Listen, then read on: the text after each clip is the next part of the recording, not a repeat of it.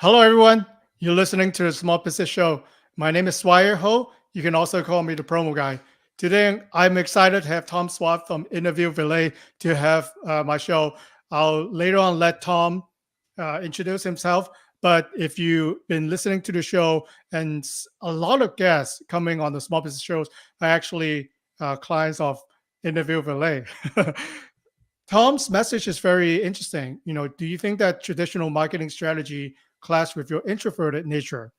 And Tom gets it because as a godfather as podcast interview marketing, he has helped leader get ahead. His book, Podcast Guest Profit, How to Grow Your Business with a Targeted Interview Strategy is a must read. Tom believes that the future of marketing lies in genuine connection, clear communication, and sincere empathy. Introvert superpowers. Discover how to embrace your strength and meaningful impact with podcast interview marketing. Welcome to the show, Tom. Swire, I am thrilled to be here. And it's great conversation. I always say, you say podcast interviews, but it's not an interview, it's a conversation. And it's great because we get to have the conversation and others get to listen in. Tom, I really wanted to get the quick backstory for you and creating Interview Valet. Is it you liking guesting on podcast first with the company, or just you think that us being a guest on podcast needed help? What's the backstory there for The, creating your company? the backstory is that my last company was built, it was HubSpot's first e-commerce case study, and we built it all with guest blogs, right? Tapping into other people's audience. And then 2014, I started to think, well, blogs aren't working anymore. What's the next thing? And so the idea of podcasts, could you use that to get that know, like, and trust, to tell your story, to get that authority and the exposure? So that's really where it came from. I think in life, there's nothing that's evolution or revolutionary. Is more evolutionary, right? 50 years ago, people were talking on television, then on radio, then in blogs, and now it's really come to podcasting. So you're saying you use the word introvert in your bio and the documents that you sent me a lot. So what do you think the edge of being an introvert, and how would you define an introvert in the business community? Yeah, and I'm going to give credit to this to Matthew Pollard, who wrote a book called The Introvert's Edge. And he really opened my eyes to this, that as I looked at it, the reason that I love podcast guesting is because it aligns with my introvert status. The reason that so many of our great clients that get amazing results, they get those is because they've got this introvert's edge. And I really look at introversion or extroversion as, how you're wired, where you get your energy from, what drains your energy, right? I love conversations, but the idea of going out to a big event and networking in a loud room with lots of people, it's just like there's a reason that I live in rural Southwest Michigan. This energizes me. All right. And no judgment for other people. But what we're seeing is that I think the world has changed, right? The days of the extroverted carnival barker, right? That in your face, the yelling, the super extrovert, that just turns people off, right? They don't want to be yelled at anymore. And I think introverts have a unique advantage today because they listen, they've thought through their ideas, they can have meaningful conversations, and now they can do it at scale with technology, right? I'll often talk with our clients and say, well, would you drive across town to see one ideal client? Would you drive across the state to talk with 10 ideal clients? Would you jump on a plane to speak to 100 ideal clients? And you can see them start to get, it's like, I'm all for talking one-on-one. I don't know if I want to talk to 10, and I sure don't want to get in front of 100. And my point always is you don't even have to leave your home anymore, right? You can get on digital stage like a podcast interview or a live stream here and be able to talk to thousands of people throughout time. And so I think that's really where it's a great time to be an introvert. Hmm. I think that that makes sense. And if you really know your target audience, so obviously there's a right podcast for you, and there's a lot of times it's not a right podcast for you. So you can just randomly go on all of them that will take you, right? So you got to be pick and choose, or knowing really your target, and then these audience are a believer of the host. That's why they tune in. That's why they listen to it whenever the episode drops. And then you can actually borrowing the influence from the host, and then you talk to however many listener they're listening. I've talked to people that go on to very niche podcasts because that's the whole business. So I said, with that one podcast, I was talking to basically just one person I have in my mind. That's my ideal client by our niche product. It's not for everyone, but if I'm able to talk to one, two, or maybe five of them, then I have accomplished my goal. So it really depends on who you're talking to, what kind of business that you're in, and what what do you say? Because I know, Tom, you mentioned something really interesting too. Why funnels are hurting small business professional? When I talk to marketing professional, it's all about the funnel, right? You have to be here, you have to be there, and you put them all in the funnel, grind them up, and then you get your leads. So why do you say that funnel are Uh, hurting us? and first of all, I'm an engineer by degree. I really big, I love automation, but this idea of putting everybody in a funnel, I think is dehumanizing and it doesn't work. We all can sort of feel when we're being put into a funnel and we push against it. There's a great book years ago called Clicksand, How Digital Marketing is Ruining Your Business. And I loved how Bill Troy said, big fish don't swim through funnels and whales don't click. So this idea, especially for introverts, right?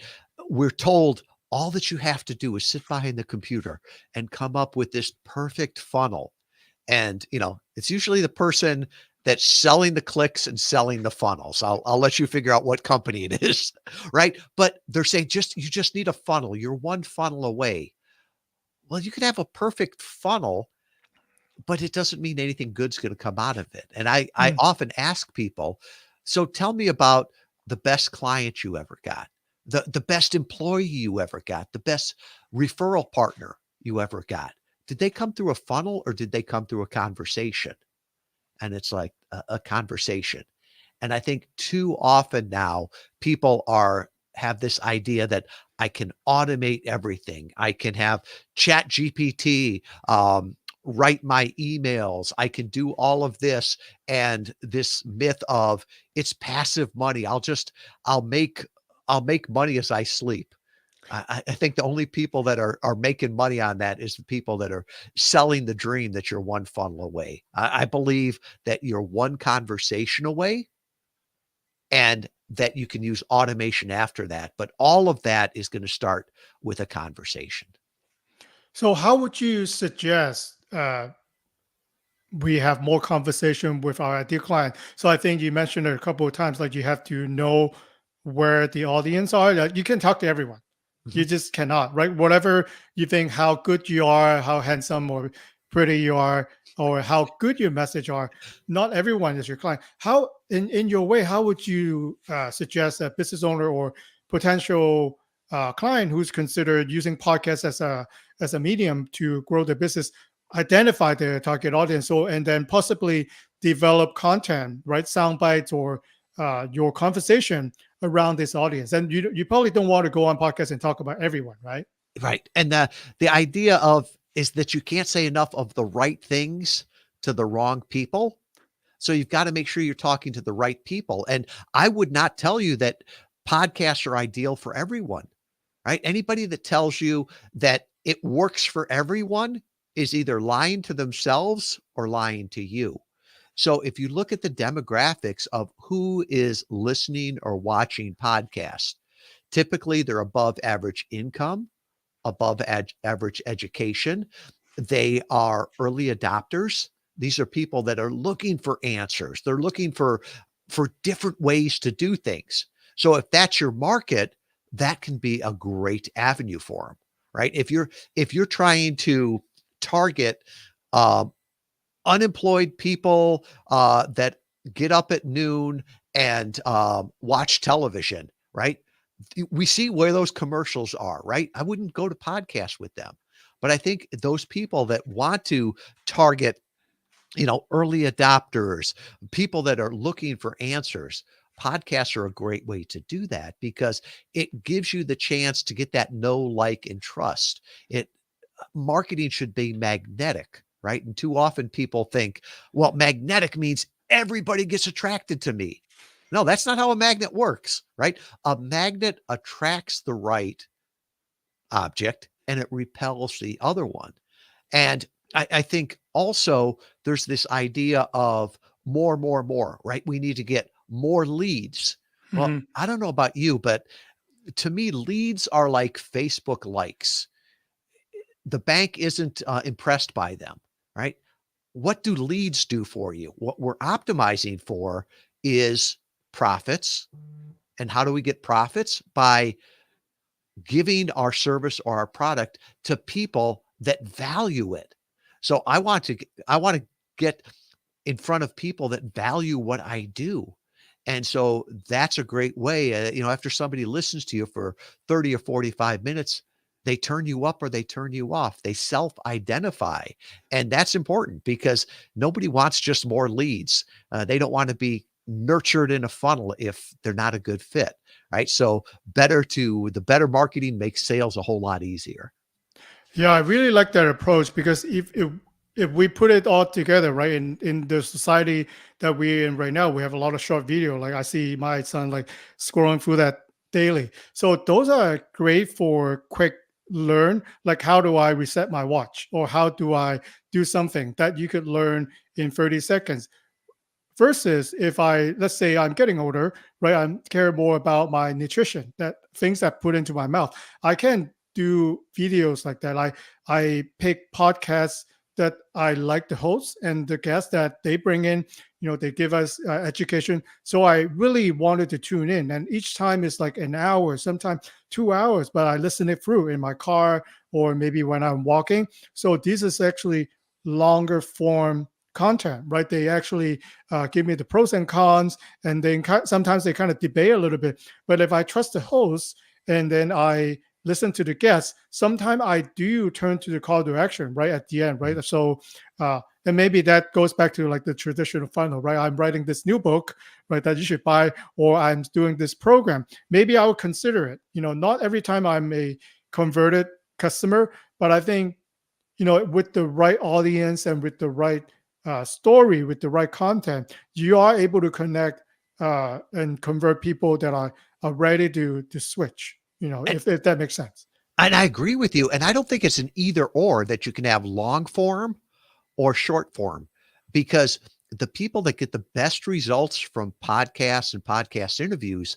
are the ones that are repurposing the content, Mm. right? Instead of just making more and more content, they're making more of the content. So they'll take a 30-minute conversation and they'll cut out those little clips or the little reels. They'll make a blog from it. They'll make a post. So maybe where they find you is scrolling through TikTok and they're like, wow, I listened to this clip from the small business show.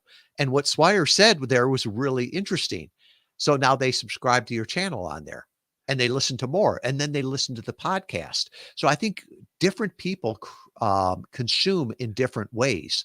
I look at a example like Joe Rogan, which is probably the most popular podcast out there. I cannot listen to a 3-hour podcast, right? But I might listen to a clip of it. And there's other people now that will like read the transcripts if they're, hearing impaired. And there so there I are think podcasts that repurpose other people's podcasts now. I've oh, seen yes. it.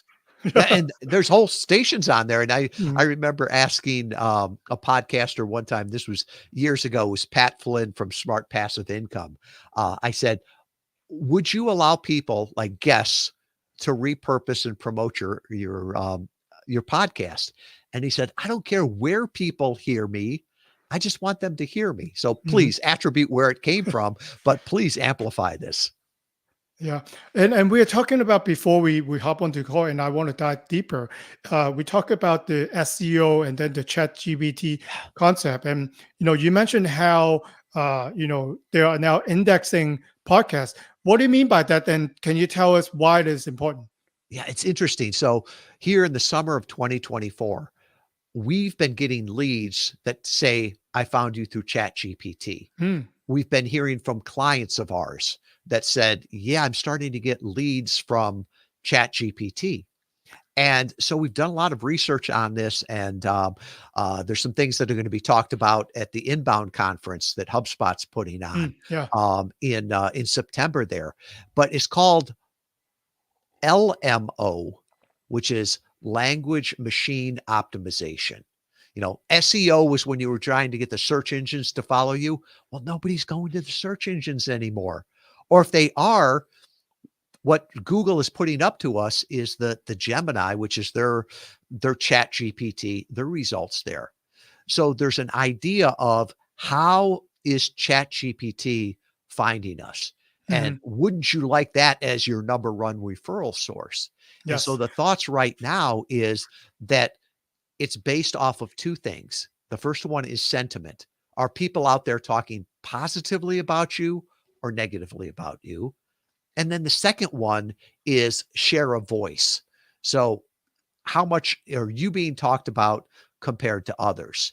And one of the things that, as we talk with different experts in this industry, is that podcast interviews is a great way to seed content for the large language models. Hmm. Because here we are talking for 30 minutes, an hour, and it's all positive about the company, right? And now we can use this to repurpose it and put it on social media.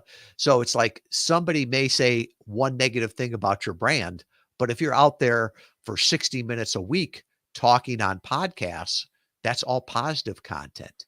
And it's also the share of voice, right? And that's one of the things that we're testing right now. For years, I've been the only person. I call myself the CEO, the chief evangelist officer.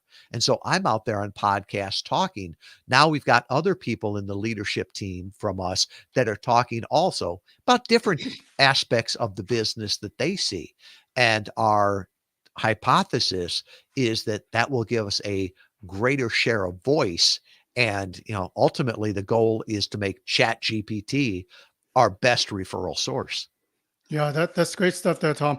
I also like to, listener to do when you listen to this episode with Tom, uh, Google his name, put in his name and see what you see. You see interview that he has done. You see article that he have written. So that means, Tom is an expert in the industry. He does not just come off from the blog, dress nice and talk about this. So I think being on number of podcasts and especially high value podcasts can actually elevate your expert status. Would you rather to work with an expert or would you rather to work with like me? I don't charge you anything. I just learn it. I like to try it on you and see how it works. So like which way would you rather to go? And I think that's another important aspect too for being on podcasts.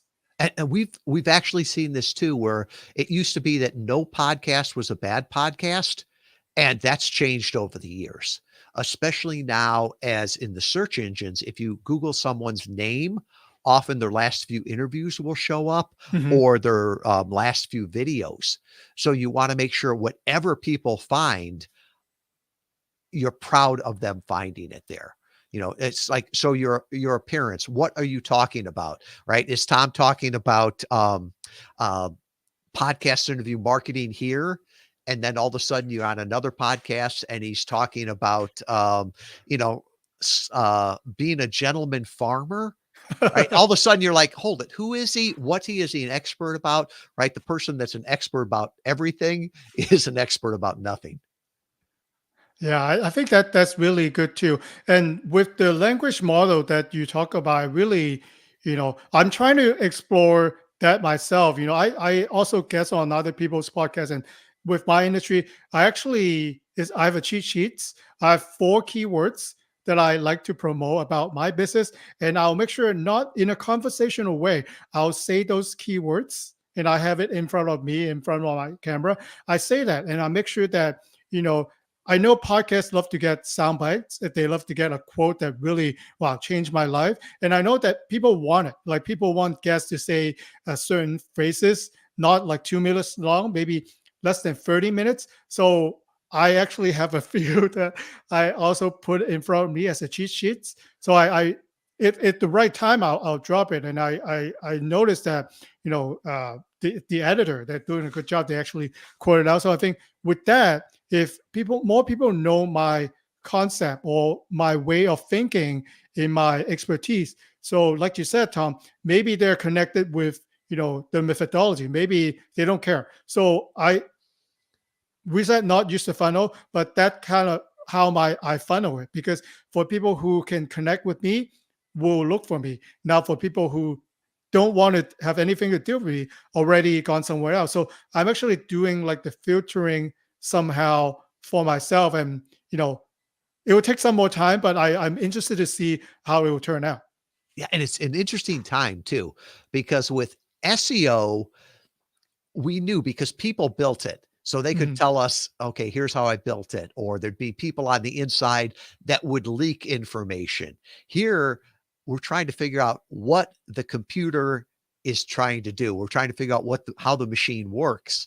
And I think more than anything is we're not going to be able to hack this like we were with SEO. I think this is going to be through hard work, through consistency, and it's going to be great because the best people will win, not just the scammiest people. Mhm. So I think this is the point. You mentioned it. I wanted to ask you more. Like I love to learn more. Focus more on profit and not leads. What do you mean by that? And can you tell us how we can achieve that? Yeah, it's I think it's something that I've learned maybe as an engineer in my early life or just with age, right? What are you optimizing for? Because you can get what you're optimizing for, but you can't get everything. So, as a business owner, I hear too many people that were going after vanity metrics, right? We're both old enough to remember when, oh, it's got to be Facebook followers. Oh, how many Facebook followers do you have? Who cares? It's a useless number. Or how many likes did you get? Well, Yeah. that's useless too, right? I have never been able to take to the bank and say, I'd like a loan because I've got this many followers. No. And I think the new one that people are starting with is more leads, right? Everybody is emailing me and has a new program, how to get more leads. And there's a whole industry around this, right? There are people that are sales development reps. You can hire them so that they can take all of these lousy leads and tell you which ones are good. And I'm like, that is a waste, right? It's a waste of their time. It's a waste of the leads' time too. So why do we want more leads? And people will say, well, I want more customers. Well, why do you want more customers? You know, so I can make more sales. Well, just drop your price and you can probably make more sales. But yeah, but then I won't make money. Okay. So what you're trying to do is make more profit. And they're like, yeah. And it's sometimes people will say it's from a capitalistic standpoint, it's like, oh, you're just greedy, right? No, but I look at profits as people that would rather give me money for the service or product that I provide than they would keep it themselves. So you need to find the people that get the most value from your product or service. So I think you can win whatever game that you play, but just make sure that you're playing the right game. If you want to get more leads, you can do that, but you may go broke doing it.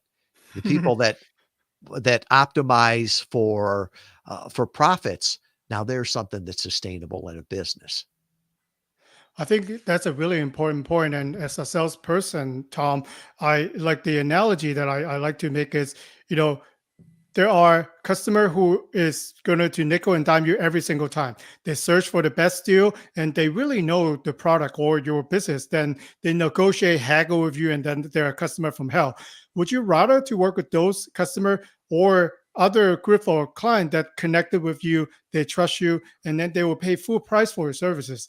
If you're a business owner, I don't care what business that you're in, which group do you want to be working with? So, profit. Obviously, people who trust you, who already do the legwork, and to uh, listen to your recommendation. A lot of times, getting more profit is, in the sales term, is how do you upsell them. So you can only upsell someone if they trust you.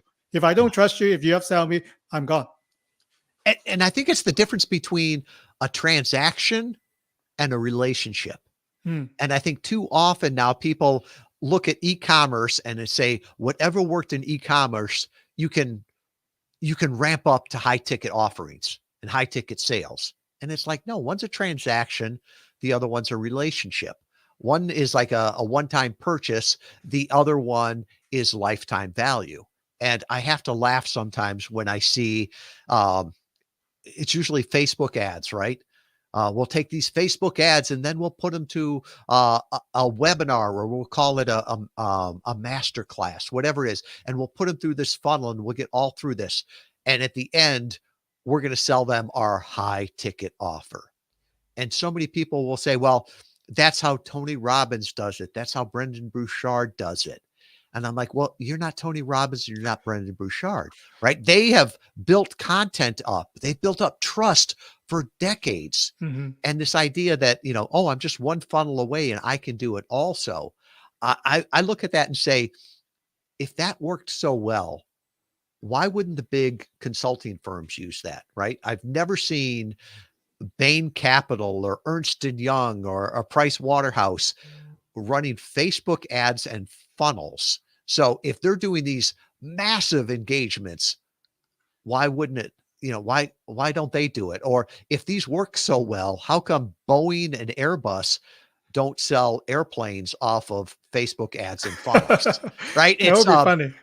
It, but the people that tell you you're one funnel away will tell you they should be doing that. And if you look at it from that standpoint, it becomes comical.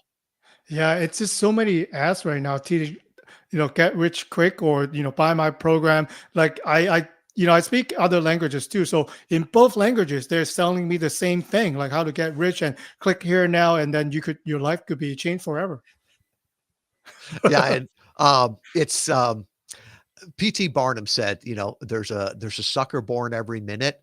And I used to get really upset with those ads because I don't believe they're helping people, but they're all driven by greed in my mind. People greedy trying to make money off of unsuspecting people, and then greedy people that think that if I take this $47 course, I'll be able to make millions of dollars in my sleep.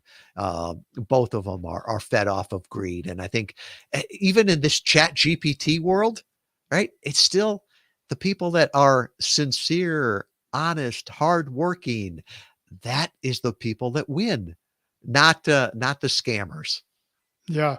And I think, what you are onto, Tom, is really interesting too, because, I'll ask, for something that I don't know too much about when I use ChatGPT or Gemini, tell me the top 5 company or services that do what I wanted to do. And then it will actually come up with 5 names.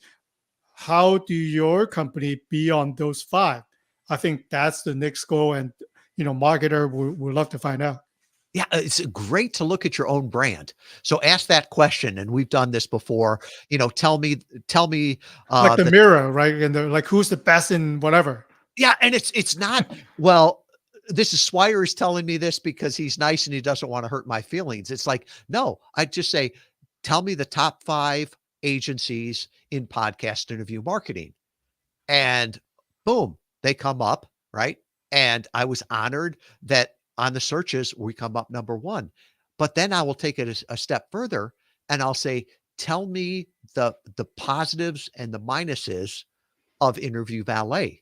Wow, And you're I think, brave. well, I think it's important because, not everything is for everyone, right? Mhm. And when I looked at it, the positives were, a new form of marketing, a new channel.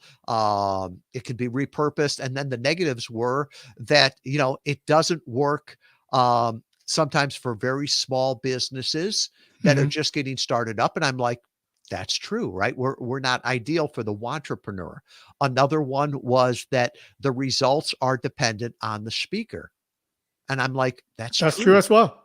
That's true. I Yeah. can't I can't do everything, right? So it's like that's a negative, but I'd agree with that. And then the third one was that the pricing isn't transparent on the website. And I'm like, that's true. And it's one of these things like with consulting, it varies on so It many depends different on things. the client. But we looked at that and said, we need to do more about that. So, we did work up a page that said, here are the factors that drive the pricing. And so I think we can learn, not only our clients can learn, but we can learn what the world thinks about us. We don't have to send out, NPS surveys Yeah. or client surveys. ChatGPT's already searched the web for her. So tell me what people think of me in positive and negative. And the only negative part, truly, truly negative, is if nobody knows who you are, Yeah. right? I'm fine to be loved or loathed. I can live with that. But if the world just ignores you, boy, you're going to be left behind with that. That's a really good point, Tom. Like after this, I'm gonna look myself up. I'm gonna look something up. So, uh, you know, thanks for tell. Like I think it's good that you know the bad too, and then you think it's fair, right? So whatever that you think you are, there's going to be people say things about you, Oh, but like in your case, yeah, and that is fair, and you actually adjust, what you see there. So. And it's quick. It takes you like less than a second, right, to pull all that up. Versus you have to send out survey, and maybe people don't reply. So I think the way that we have access on fingertips are crazy right now. yeah. And it's interesting how fast it's changed too, right? Because it's probably 20 months old now, Hmm. Chat GPT. But I find myself, I don't go to Google anymore. I just ask that. And I'm hearing more and more clients that are doing that. And the idea of if I can do something to proactively be recommended by Chat GPT, if I can do podcast interviews so that Chat GPT becomes my best referral source, man, that's what I want to do. That's what I want to optimize for. Hmm. So I think it all leads up to this question, and I think Tom, I really want to get your expert advice here. There's podcast guesting, and there's also podcast interview marketing, which you have talked about. How would you define that? And then how would you kind of guide the listener to focus on the better one that you suggest? Yeah. And I think the difference is one is an action and one is a strategy, right? Swire. So if you go outside today and talk to a tree, that's public speaking, right? Because you're speaking in public. But you wouldn't say, I'm going to grow my business by talking to trees. Hmm. No, there has to be a strategy behind it. And I think too many people have this idea of, well, I'll just do podcast guesting, right? I'll do lots and lots of interviews and magically that's going to grow my business. All right. I remember a client came, a prospect, we didn't work with them. They came to us and they said, I want to be on 100 podcast interviews this month. And I Wow. said, well, why? Oh, because it will be massive exposure. I'm like, so is streaking, right? Take off all your clothes, run down the street. That is massive exposure. I don't think it's going to help your business, right? One is podcast guesting. The other one is how can I strategically do this? What Mm. are the right podcasts? Which ones are going to increase my impact? Not only the impact from people that hear me, but the search engines that hear me, the large language models that hear me. And so that's based on data.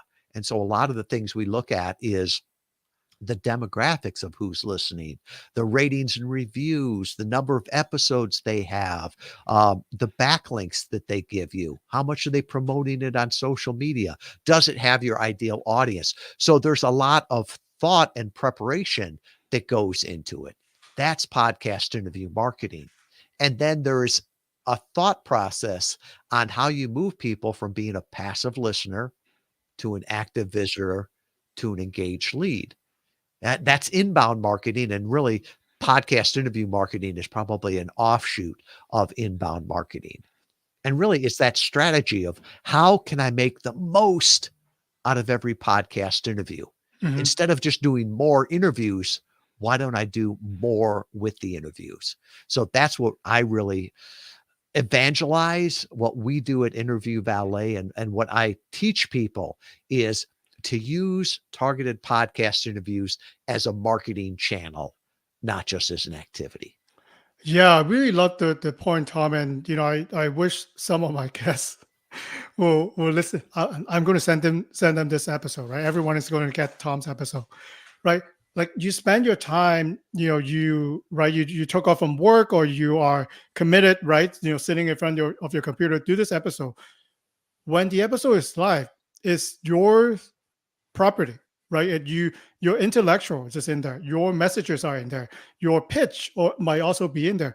Why don't you use that to market it? If you work with an editor, have them chop it up to pieces. Take a soundbite that makes you look really smart, right? If you work with the right editor, they can make you look so smart. All that comes from your house are soundbites, and you can actually use that to your short form marketing. You can use that as maybe your email signature, or maybe you talk on a certain important podcast. You can actually use the title and you can help the host with the title. I welcome all my guests to help me with the title of the episode, but you can actually coach the host how to work that episode to your advantage, and then you market the heck out of it. Yes. So do that, right? You commit it, right? You spend time, sometimes money, and I feel like listener and then client can actually do more and really use that to market yourself, because it's all your thoughts in there. And if the host is good enough, they will ask you the most popular question that you're going to get asked by your client every single day. Why don't you use that as like a big long form case study? I've I couldn't agree with you more. And I always joke that my team, if I talk for 45 minutes, they can find 45 seconds of pure genius. And you're right. We've worked with clients before where they kept asking the CEO, hey, could you write a blog on this? Could you write a piece on this? Could you do some frequently asked questions? And after doing podcast interviews for a few months, he's You like, don't need it. here's all the answers. Here, Mhm. here's the frequently asked questions. Here's the blogs to do. And you should be able to get a month's worth of content out of every interview. And it's great because it doesn't take any more. We call them the talent, right? You don't need any more of the CEO's time. You can take that content and just have an outside agency do it, have an intern do it, somebody on your team repurpose that. And at the end of the day, it's not about more interviews, it's about more results from every interview. Yeah, I really like that. So not only introvert will help if you're a non-writer or if you hate writing, podcast guesting. Yes.